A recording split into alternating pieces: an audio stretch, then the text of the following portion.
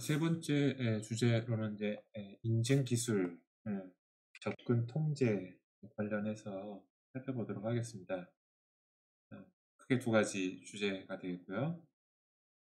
첫 번째는 이제 인증 기술에 관련된 이제 인증 방법들이 어떤 것이 있는지 한번 살펴보기로 하고, 그다음에 이제 주로 이제 패스워드 기반의 어떤 인증에 대한 취약점들이 어떤 것들이 있는지 살펴보는 주제 순서로 진행하도록 하겠습니다.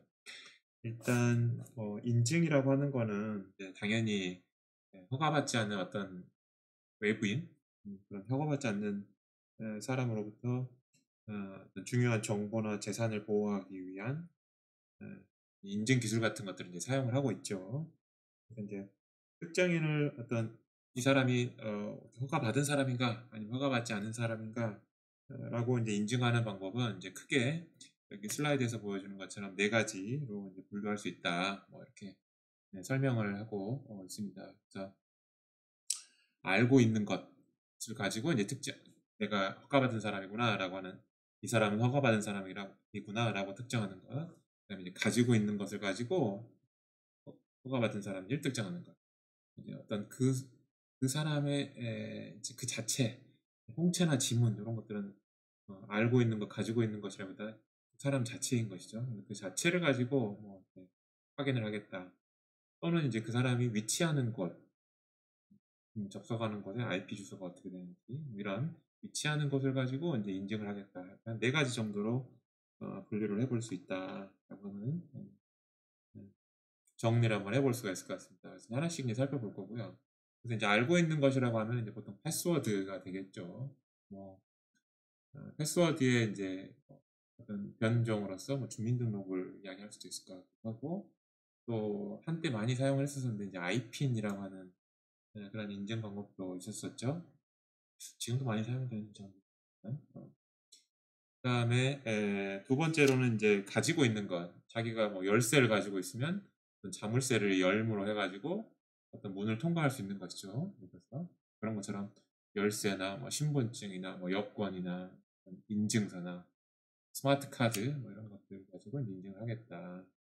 그래서 예를 들면 스마트 카드 같은 경우에는 IC 카드 칩에 특정 허가받은 사람이라고 하는 것을 확인할 수 있는 어떤 코드 같은 것들이 이제 들어있겠죠. 이제 그런 걸 가지고 하겠다는 거고, 또는 뭐 이제 간편 인증 방식들이 이제 다양한 방식이 있죠. 예를 들면 카카오톡을 통해 가지고도 인증을 하고 있고, 또뭐 여러분들이 뭐 은행 앱 같은 거 쓰면서 한 번쯤은 사용해 보지 않았을까? 카드나 은행 같은 거, 뭐 페이커, 패스, KB스타뱅크 패스, 패스가 두 번 언급이 되어 있네요. 이런 간편 인증 방법들도 가지고 있는 것을 통해서 인증하는 어떤 하나의 방식으로 이해할 수가 있고요. 또 이제 그 사람의 자체, 생체 인증 방식도 있겠죠. 사실 생체 인증은 굉장히 이거는 대체하거나 어떤 카피하기가 좀 어렵죠. 상당히 이제 중요한 인증 수단으로 자리 잡을 수가 있을 것 같아요. 예를 들면 뭐 지문 같은 거 아주 대표적인 거고, 그다음에 이제 홍채하고 망막. 이제 홍채는 이제 우리 눈의 앞에 이렇게 뭐라고 하죠? 눈동자인가? 이거를 공공의 크기를 이렇게 조절하는, 그러니까 빛의 양을 조절하는 앞에 눈이 있잖아요. 그게 홍채가 되겠고, 망막이라고 하는 거는 이제 우리가 이제 봤을 때 그 빛이 맺히는 곳이죠. 그래서 정확하게 그 망막에 그 빛이 도달해야지만 딱 초점이 맞게 보이는 것이죠. 그 눈의 뒤쪽에 있는 부분이 망막이 되고, 홍채는 앞에 있는 부분이 있고, 이런 것들이 굉장히 사람마다 굉장히 유니크하다라고 하는 그런 생체 특징을 이용해서 이제 생체 인증을 하겠다라고 하는 것이고, 또 이제 요새는 이제 얼굴 가지고도 얼굴의 모습을 가지고도 인증을 하겠고, 목소리, 뭐 DNA, 뭐 이런 것들이 이제 대체하거나 모방하기 어려운 이제 그 사람 자체가 포함된 것을 가지고 이제 인증하는 생체 인증 방식이 되겠죠. 또는 뭐 행위 기반의 이제 인증 수단으로 이제 서명, 사인 같은 거 하는 것도 한 가지 방식이 될 수 있을 것 같기도 하고, 키 누름 방식 이런 것들도 있고요. 그 다음에 이제 다섯 번째로 인증하는 방법 중에 카테고리가 이제 위치하는 곳. IP 주소, 접속하는 어떤 IP 주소라든지 접속하는 빌딩이라든지 어떤 지역이라든지 이런 거 가지고 이제 인증을 하겠다. 예를 들어서 국내 안에 들어있는 사람들만 인증을 해준다거나 해외에 있으면은 내가 특별하게 신고를 하지 않는 한 인증이 안 된다든지 그런 방식이 이제 위치하는 곳을 가지고 허가받은 사람, 이 사람이 허가받은 사람인지를 특정하겠다. 이런 아이디어가 있고요. 그래서 이렇게 한 5가지 카테고리로 분류해 볼 수가 있고요. 그 중에서 이제 뭐 가장 보편적인 이제 패스워드 관련된 인증 방식을 가지고 이제 그 인증 방식이 취약한 할 수 있다 라고 하는 것에 대해서 이제 살펴보려고 하는 겁니다. 그래서 이제 여기 지금 슬라이드에 나와 있는 거는 패스워드를 말 그대로 취약하게 설정하면 뭐 짧다든지 유추하기 쉬운 그런 패스워드로 이제 설정을 하면 금방 몇 번의 어떤 트라이로 해가지고 그 패스워드가 이제 발각이 될 수 있다는 것이죠. 해커에게 쉽게 노출되는 취약한 패스워드들 이런 목록들이 좀 있습니다. 보니까 이렇게 쉽게는 작성하지는 않는 것 같긴 하는데요. 그래서 이런 이제 패스워드 취약성 같은 것들을 한번 살펴보겠는데요. 그래서 말 그대로 이 패스워드가 얼마나 이게 강력한가라고 하는 것들을 이제 보여주는 그런 이제 서비스들이 좀 있습니다. 몇 가지 서비스들이 있는데요. 첫 번째는 여기 웹사이트 한번 들어가 볼까요? 패스워드의 어떤 스트렝스, 얼마나 이 패스워드가 강하냐라고 하는 거를 이제 체크해주는 그런 웹사이트들이 몇 개 있는데 여러 가지 웹사이트들이 좀 있는 것 같아요. www.security.org에 How Secure is My Password 이런 사이트가 있네요. 이런 패스워드가 있으면은 이제 아까 앞에 나왔던 여기 1, 2, 3, 4, 5, 6 한번 입력해 볼까요? 1, 2, 3, 4, 5, 6 그러면은 Your password would be cracked instantly. 뭐 이런 이야기가 나오고 그다음에 QWERTY 한번 입력해 볼까요? QWERTY 뭐 이것도 약간 letmain letmein 이런 것들은 전혀 문제 없이 있고 그다음에 교재에 나온 A, B, Z, F, E, Z, D 하면 이거는 조금 시간이 걸리네요. 200ms니까요. 인스턴트는 아니고 200ms 그러니까 0.2초란 얘기죠. 0.2초 만에 그런 이야기고 그 다음에 이제 조금 어려워 보이는 M 대문자 M 소문자 Y first의 숫자 1 그다음에 ST 그다음에 P 대문자 P A S S W O R D 느낌표 그다음에 콜론 R E D D 이런 걸 입력했더니 36 quintillion years 이게 무슨 뜻인가요? 교재가 3600경년이라고 합니다. 퀸틸련이라는 단어는 거의 써본 적이 없는 단어 같은데요. 그래서 경이라는 단위랍니다. 3600경년. 이런 패스워드를 써라. 이제 이런 이야기였고요. 그래서 이제 여기 지금 이제 아이디어는 어쨌든 패스워드를 잘 여러분들이 시작하지 않는 것들을 골라서 잘 써야지 안 그러면은 굉장히 인스턴틀리 지금 이런 두 개는 거의 0세컨드인 거 보니까 바로 풀린다는 이야기인 것 같고 그다음에 그나마 이제 QFX, JUS 같은 전혀 이제 랜덤한 알파벳을 조합을 한 거죠. 이것만 해도 그래도 이제 0초는 아닌 것 같고 한 40초 40분 가까이 이제 걸린다 이렇게 이제 분석을 해내는 모양이죠. 위크한 거죠. 이것도 충분하지 않은 거. 한 이 정도 하니까 어떻습니까? 이게 M% 같은 것도 넣고 숫자도 넣고 대소문자 넣고 그러니까 이제 very strong 해서 이제 한 355년 정도 걸린다. 그래서 이렇게 이제 패스워드 같은 것에 대한 이제 취약점 같은 것들을 이 있으니 한번 적절하게 대소문자 숫자 특수 기호를 잘 사용해야 된다라고 하는 것이고, 사용자 입장에서는. 그리고 어떤 웹 애플리케이션을 만드는 웹 애플리케이션 입장에서는 이런 취약한 패스워드가 들어오면은 이제 뭐 체크를 해서 피드백을 줄 수 있을 것 같기도 하고, 이런 패스워드는 아예 입력이 불가능하게 막을 수도 있을 것 같기도 하고, 그렇게 고려를 해라라고 하는 내용이죠. 그런 내용들이 좀 있고, 그 다음에 이제 이게 사실 실습 3-1에 나온 내용의 일부이기도 하고요. 그 실습 3-1에 보면은 이제 웹코트의 패스워드 관련된 취약성을 테스트하는 그 문제들을 한번 좀 풀어봐라. 비슷한 내용이긴 한데요.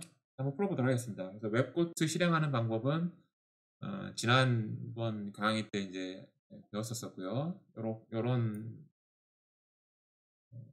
지금 제가 웹코트는 요걸로 이제 깔아놨다라고 말씀을 드렸고요. 여기 웹코트 2.8 버전입니다. 5 버전이 아니고. 그 다음에 웹코트 오와스프 웹코트 웹사이트를 가면 어떻게 실행하는지 이 커맨드가 나옵니다. 그 커맨드를 따라해도 되고, 요거 보고 그대로 치셔도 될 것 같고. 그래서 일단은 웹코트를 실행을 한 다음에 하고요. 여기서 이제 패스워드 관련된 패스워드 취약점 관련된 웹페이지를 한번 살펴보도록 하겠습니다. 많이 나오네요. 여기 있죠? 로컬호스트의 8080의 웹코트라고 하면 되겠습니다. 로컬호스트의 8080의 웹코트라고 치면 안 되나요? 숫자를 쳐야 되는 모양이죠. 127에 127 됐네요. 네. 그래서 저는 이미 계정을 하나 만들어 놨습니다. 게스트에 게스트 만들어 놨고요. 그래서 이제 이렇게 이제 웹코트 들어오는 것까지 이제 지난 시간에 했었었고, 지금 여기 실습 3-1에서는 이제 패스워드 스트렝스 관련된 메뉴를 선택해서 해봐라라고 하는데, 버전이 업데이트 여기 올라가면서 제목 메뉴 이름 자체는 조금 바뀐 것 같아요. 그래서 security logging, identity겠죠, identity. 여기서 insecure logging인가? 이거 아니에요? secure password인가 보다. secure password. 여기 있다. secure A7번, 그러니까 OWASP 탑 10에서 7번째 identity and authentication failure에 보면은 한 5개 정도의 서브 메뉴가 있고, 그 중에 이제 secure password를 선택하시고, 사실 이거 하나씩 이제 푸는 게 이제 이 웹코트의 의도인데요. 이제 우리가 지금 관심 있어 하는 이 주제하고 관련 있는 내용은 지금 4번입니다. 바로 4번으로 점프를 해서 하시고요.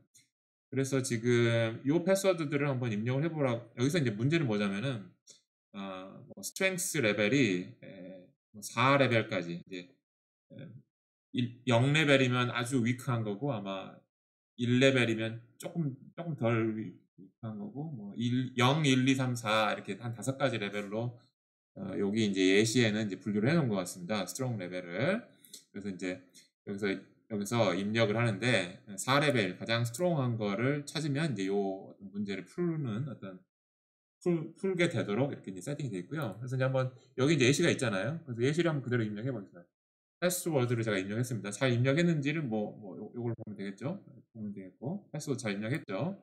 그래서 서브밋을 해보면 뭐 8글자고 뭐 스코어가 이제 뭐 0점인 거 보니까 굉장히 이제 뭐 풀기 이런 거 쓰면 안 된다는 이야기죠. 한마디로 말해서 이게 녹색이 아니라 빨간색인 거 보니까 또 좀 별로란 이야기고, 그 다음에 이런 거 패스워드를 입력하면 크래킹 하는데 인스턴트인 거죠. 0 세컨드인 거니까. 요거 탑 10 코먼 패스워드라고 합니다. 탑 10 코먼 패스워드. 아무튼 이게 이제 그 답이 아니라는 이야기고, 두 번째 뭐 존 스미스 잘 입력했는지 볼까요? 존 스미스 잘 입력했죠. 존 스미스 입력하고 서브밋을 하면 그나마 이제 조금 낫네요. 그래서 이제 하루 4시간 정도 걸린다. 근데 이제 뭐 원닝한 거죠. common names and surnames 해가지고 그러니까 뭐 아주 흔한 뭐 이제 이름과 성씨란 이야기죠. 그래서 easy to guess 하다는 이야기고 그래도 이제 아까 앞에 패스워드보다는 좀 낫다 뭐 이제 그런 이야기고 그다음 2018에 10월 4일 입력했나요? 뭐 이런 식으로 패스워드를 입력을 하면 이거는 존 스미스보다는 적고 48시간 정도 걸린다고 하고 있는데 그래서 이제 뭐 데이트 같은 경우는 뭐 편하게 흔히 좀 쉽게 할 수 있다 뭐 이런 이야기고 그래서 이거 하나씩 하나씩 이제 입력을 해보라는 이야기예요. 1992 홈 서브미트 그다음에 ABC 이것도 별로겠죠? 빵점이고 FFF get 이게 좀 어려운가? 그래도 1점이네요. POIUZ 아니고 그 다음에 at DMIN 하면 조금 높아질 것 같은데 이것도 별로네요. 그래서 이렇게 하고 그 다음에 이제 우리가 아까 입력했던 뭐 3600경년이 걸린다라고 했던 패스워드 my first 패스워드 느낌표 콜론 REDD 어떻게 제가 입력했는지 모르겠습니다. 요게 이제 교재에 나와 있어요. 한번 서브밋 해볼게요. 예. 뭐 아무튼 estimated guesses needed to crack your password가 뭐 이렇게 걸린대요. 요 95만 1290 아니 95,129년 걸린다고 합니다. 그래서 이제 strong 제일 strong한 거니까 녹색으로 해가지고 이제 오늘 풀게 된 거예요. 그래서 이제 딱 풀었다라고 마크가 나오죠. 그리고 이제 다시 풀고 싶으면 여기 뭐 리셋 레슨 하면은 이제 지워지기도 하고요. 없어지기도 해서 다시 풀기도 하고요. 그래서 이런 식으로 해서 웹 보트에 나와 있는 또 패스워드 관련된 취약점 같은 것들 한번 살펴봤고요.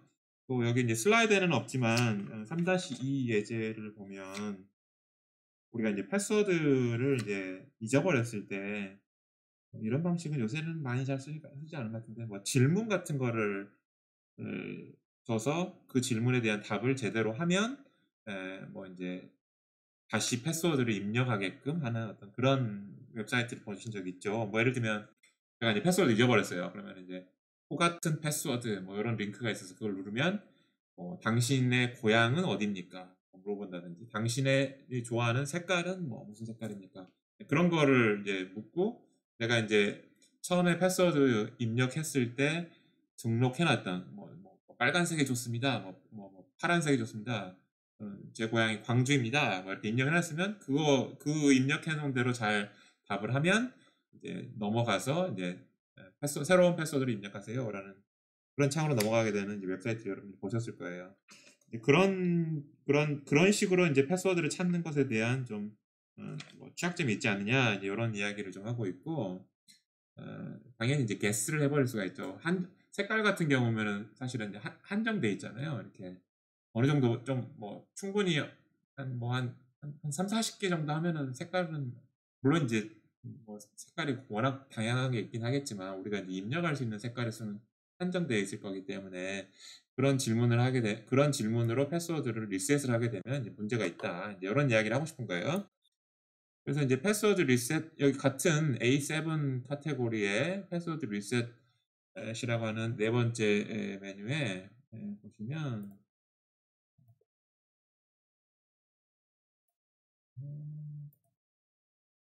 여기 security questions겠네요.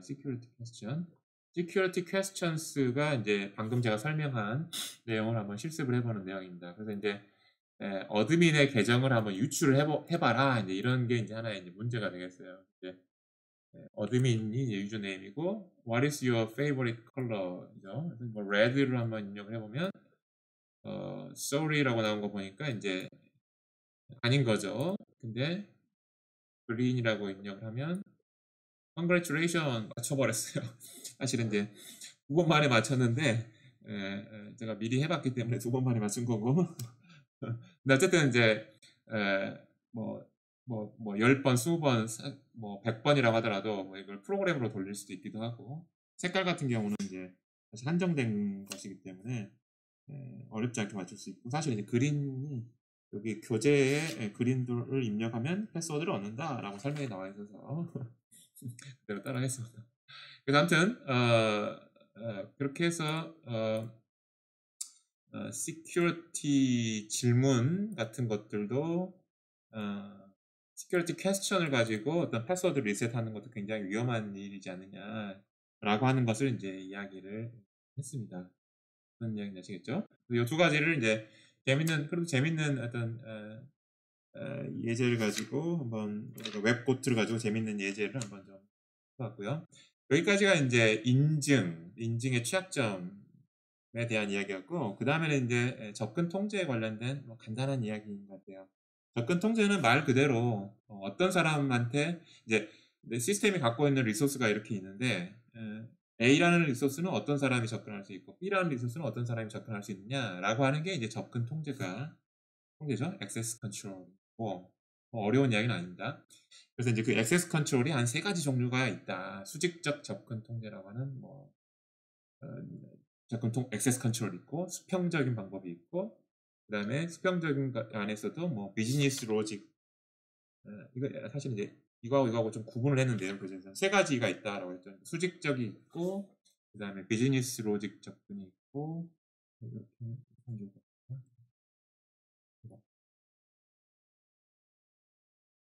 다른 거니까 세 가지 정도가 있다라고 하는 거를 이제 이야기를 하려고 하는 겁니다. 2하고 뭐 3 이렇게 하면 되네요. 그래서 이제 그게 뭐냐? 그래서 이제 수직적 접근 통제라고 하는 거는 이제 어려운 이야기는 아닌 것 같고, 이제 일반 사용자냐 관리자냐 요 구분을 하는 게 이제 수직적 접근 통제라고 하는 거죠. 말 그대로 이제 특정 정보에 대한 접근 권한을 일반 사용자하고 어드민 권한을 가진 사람하고 완전히 이제 분리를 하는 거잖아요. 그래서 일반 사용자는 어드민이 접근할 수 있는 어떤 관리자 페이지라든지 이런 것도 접근할 수가 없겠죠. 그렇게 이제 접근 통제를 하겠다라는 게 이제 수직적 접근 통제고, 어려운 거 아닌 것 같고, 수평적 접근 통제라고 하는 거는 이제 여러 사용자가 웹 애플리케이션에 있을 때 A라는 사용자가 B라는 사용자의 리소스를 당연히 보지 말아야 되는 거예요. 당연히 B라는 사용자도 A라는 사용자의 리소스를 보지 말아야 되고요. 예를 들어서 웹 애플리케이션이 이메일 웹 애플리케이션이다. 그러면 당연히 철수의 이메일을 영희가 마음대로 들여다보면 안 되는 것이죠. 반대의 경우도 마찬가지고, 인터넷 뱅킹도 마찬가지죠. A라는 사람이 가지고 있는 계좌 정보를 B라는 사람의 계좌 정보에서 서로가 이제 공유가 되지 않아야 되겠죠. 이런 것들을 이제 접근 통제를 분류하는 거는 이제 수평적 접근 통제다. 뭐 이렇게 이야기를 합니다. 그래서 이제 수평적 접근 통제 같은 경우는 보통 이제 식별 코드 같은 걸로 이제 하겠죠. 식별 코드 같은 걸로. 그런 얘기고요. 그 다음에 이제 비즈니스 로직 접근 통제는 이제 이런 것들이죠. 우리가 이제 프로그램을 작성하다 보면 사실은 어떤 특정 일반 사용자한테 접근할 수 있는 읽거나 혹은 또 뭐 수정하거나 이런 권한이 안 주어진 부분인데, 어쩔 수 없이 그 사용자가 접근해야 되는 그런 정보들이 좀 있어요. 그래서 이제 그런 정보들을 잘 관리하지 않으면 공격 포인트가 될 수 있다라고 하는 게 이제 비즈니스 로직 접근 통제에 대해서 하고 싶은 이야기예요. 그래서 이제 예를 들면 이런 예가 있더라고요. 찾아보니까 그 쇼핑몰에서 내가 이제 어떤 물건을 사러 들어갔어요. 근데 내가 가지고 있는 크레딧이 100 크레딧, 1000 크레딧밖에 없어요. 근데 내가 사고 싶은 물건이 10,000 크레딧을 요구하는 물건이 있어요. 그럼 당연히 10,000 크레딧을 요구하는 물건을 내가 이제 선택을 해서 이렇게 주문할 수가 없어야 되겠죠. 내가 1000 크레딧밖에 없으니까. 근데 내가 이 10,000 크레딧을 가로채 가지고 이 10,000 크레딧 제품을 구매하겠습니다라고 하는 요청을 서버에다 날릴 때 이 10,000 크레딧이라고 하는 정보를 내가 그 버프 스위트 같은 거 가지고 수정을 해버려요. 그래서 1 크레딧짜리인 걸로 수정을 하고, 자, 요거는 1 크레딧짜리인데 내가 1000 크레딧을 가지고 있으니 내가 구매하겠습니다라고 리퀘스트를 날리는 거예요. 그러면은 만약에 이제 서버에서 요 제품의 이 정말로 1 크레딧인지를 확인하는 어떤 그런 로직이 없다라고 하면, 이 제품이 정말로 1크레딧이야? 혹시 뭐 만 크레딧 아니야? 이 그러니까 주문을 요청한 제품의 크레딧을 서버 쪽에서 다시 한번 확인을 하는 그런 로직이 없다면은, 이게 그냥 내가 사용자가 1000크레딧 가지고 있고 요청을 할 때 이게 웹사이트에서 1크레딧이라고 써 있는 걸로 오인을 하니까, 내가 이제 버프 스위트 같은 거로 변조를 해가지고 결제가 되겠다는 이야기야. 그래서 그 상품 정보가 만 크레딧이라고 하는 거를 웹사이트에서 보여주는 것도 당연히 필요하겠죠. 그래야지만 사용자가 확인할 수 있으니까. 그렇지만 그게 얼마든지 변조가 될 수 있다라고 하는 어, 그런 가정하에, 그런 요청이 들어왔을 때, 그 제품을 구매하겠다는 요청이 들어왔을 때 서버에서 다시 한번 그 제품의 서버가 가지고 있는 정보 데이터베이스를 가지고 그 제품의 비용을 확인을 다시 하는 그런 로직이 있어야 된다라는 이야기. 그런 것들이 없었을 때 이제 공격당할 수 있는 포인트가 된다라고 하는 이야기를 하고 싶은 게 이제 비즈니스 로직 아이디어는 아시겠죠? 그래서 여기까지 해서 접근 통제에 관련된 이야기까지 배웠습니다.